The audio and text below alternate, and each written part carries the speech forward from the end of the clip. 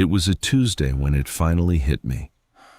Nothing was happening that Tuesday. That's the part I remember most clearly. I was standing in my kitchen, waiting for the coffee, looking out the window at nothing in particular. An ordinary morning. And then, without any warning at all, I felt the full weight of something that had happened almost a week earlier. A conversation, a difficult one, with someone I'd known a long time. At the time it happened, I'd been calm. I'd said the right things. I'd handled it the way you handle things, and afterward I'd gone home and made dinner and gone on with my week, thinking I was fine. And I was fine. Until that Tuesday, standing in my kitchen, when the whole thing arrived in me at once. The hurt I hadn't felt in the moment, the things I wished I'd said, the sadness underneath all of it that I hadn't let myself touch when it was actually happening. Everyone else involved had moved on days ago. For them, it was over, filed away, done. And here I was, almost a week later, finally feeling the thing they'd already finished feeling. I stood there with my cold coffee and I thought, what is wrong with me, that I feel everything late? Maybe you know this. Maybe you've had your own version of that Tuesday. The moment that arrives days after the moment that caused it, full force, long after the world has let it go. And you find yourself carrying something alone that everyone else set down a long time ago. If that's you, I want to talk about it tonight. Because I spent a lot of years thinking it meant something was broken in me. And I've come to believe it doesn't mean that at all. Stay with me. Let me try to describe what it actually feels like from the inside. Because I think most people who feel things late have never heard it described, and there's a particular relief in hearing your own experience said out loud by someone else. Something happens. Something that should land. A loss, a conflict, a piece of hard news, even something good that's just very big. And in the moment, you feel strangely calm, steady. You respond appropriately. You say what needs saying. You might even be the composed one, the one other people lean on while they're falling apart. And part of you, even then, is quietly wondering why you're not feeling more. Everyone around you is having their reaction right now, in real time. The tears, the anger, the joy, whatever it is, it's happening for them in the moment, the way it's supposed to.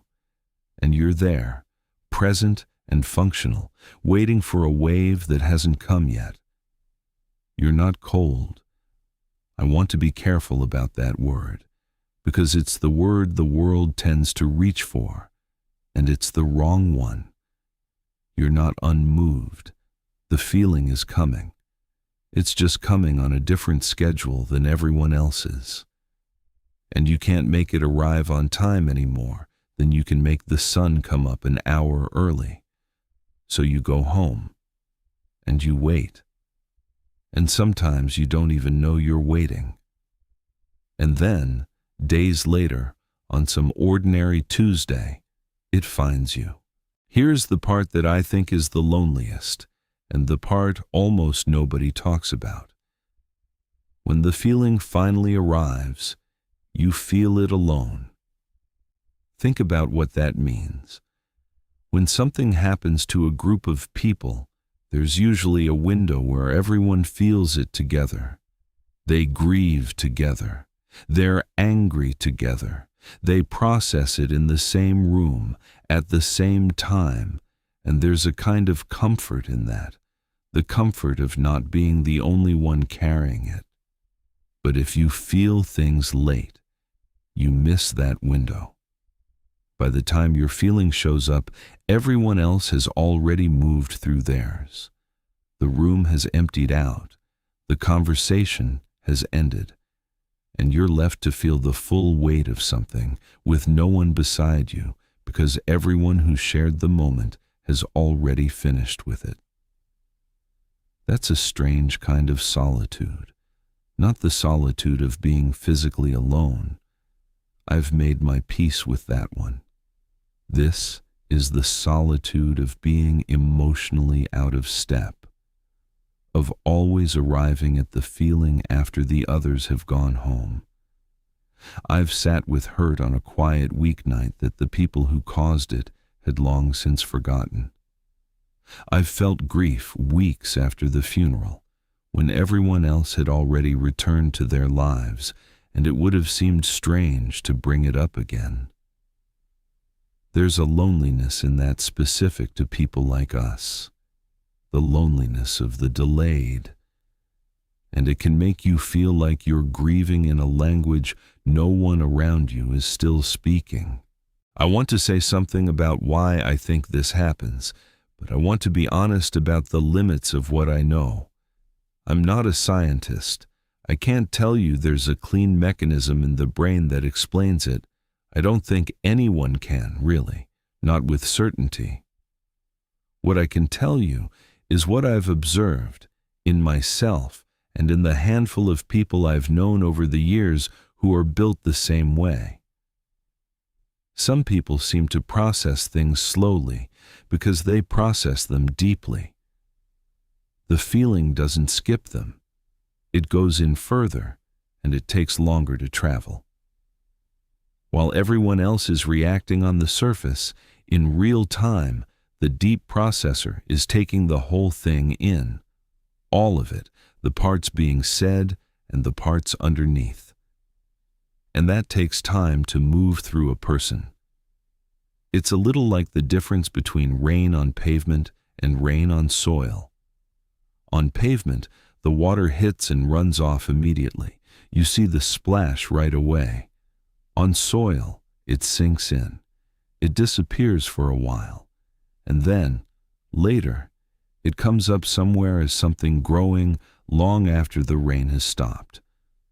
I think some of us are soil. The feeling goes in, and it goes deep, and it takes its time.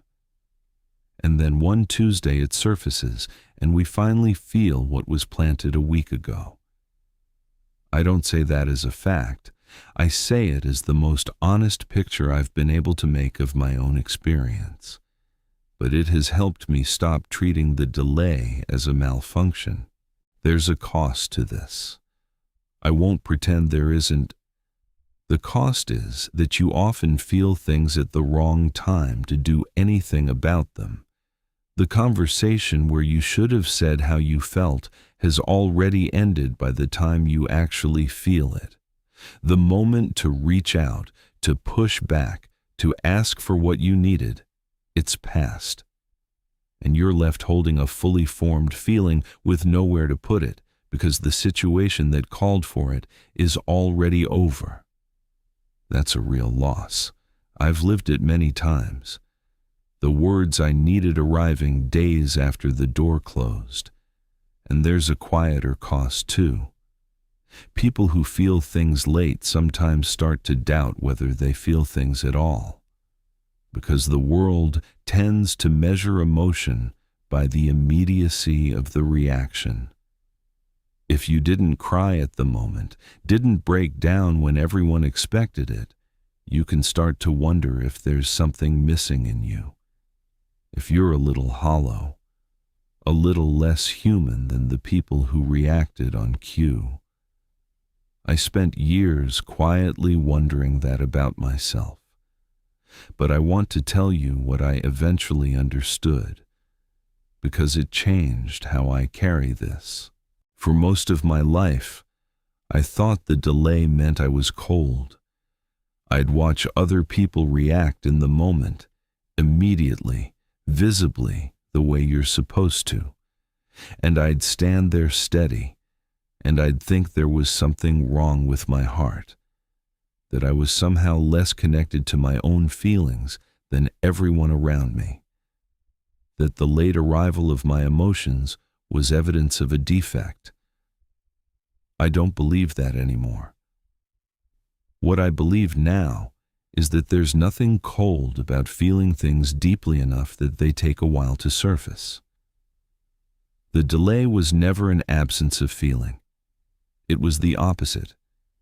It was feeling so thoroughly that it couldn't all happen at once. The people who feel things late are not the people who feel things least. In my experience, they're often the ones who feel them most. They just don't get the mercy of feeling them in company. They feel them alone, later, in full. And they carry them all the way through, long after everyone else has set theirs down. That's not a smaller way of feeling. If anything, it's a more complete one. And the person you are, the one who stays steady in the moment and then feels the whole thing days later, alone in a quiet kitchen, that person isn't broken. That person feels things all the way to the bottom. It just takes time to get there. There's nothing to fix in that. There's only something to understand. So here's where I'll leave you tonight. If you're someone who feels things late, I want you to stop apologizing for it. Stop treating the delay as proof that something in you doesn't work right. You're not behind. You're not cold. You're not missing the part that everyone else seems to have. You're just deep water. And deep water takes longer to move. The feeling will come. It always comes. And when it does, on some ordinary Tuesday, when the world has long since moved on, you'll feel it alone, and it will be heavy, and it will be real. Let it come. Let it move through you all the way. That late, solitary wave is not a sign that you're behind everyone else. It's a sign that you felt it for real. Tell me in the comments. Are you someone who feels things late too? Someone who stays steady in the moment and then gets hit by it days later, alone? I'd like to know. Because I've spent a long time thinking I was the only one standing in a quiet kitchen, finally feeling something the whole world had already forgotten. And if you want to sit with me again, subscribe. I'll be here. I'm Daniel. I'll see you in the late hours.